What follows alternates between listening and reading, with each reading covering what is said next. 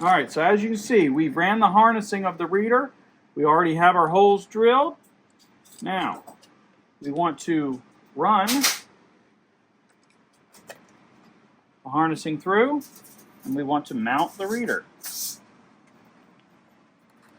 Once you have the Spiderwash EMV reader mounted, you want to take the EMV Impact Shield. You want to loosen up the hardware, the screw, as much as you can without it coming off. As you see, there are two 3M adhesive strips, one on each side. This is very important. You want to remove the adhesive covering from both sides, like so.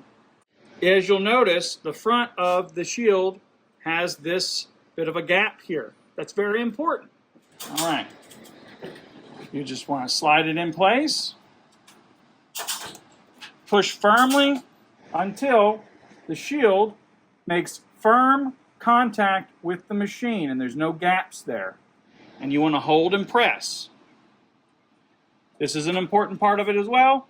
5-10 seconds should be good enough. You take the Allen wrench that we have provided you. I like to put my finger right underneath it, right behind it, just like so, and twist. All right. As tight as it'll go. All right. Now, once this has been set and firm, you'll notice that this shield does not come off. It is firmly in place.